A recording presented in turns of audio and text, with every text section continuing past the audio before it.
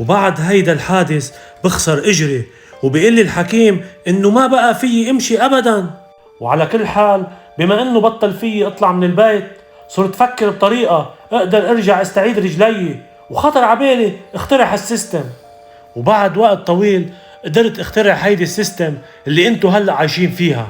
وانا اخترعت هيدا السيستم لانه كل شخص بهيدا السيستم بياخد جسد جديد وحياة جديدة، وهيك صار عندي اجرين بس فت على السيستم. ايه وشو صار بعدين؟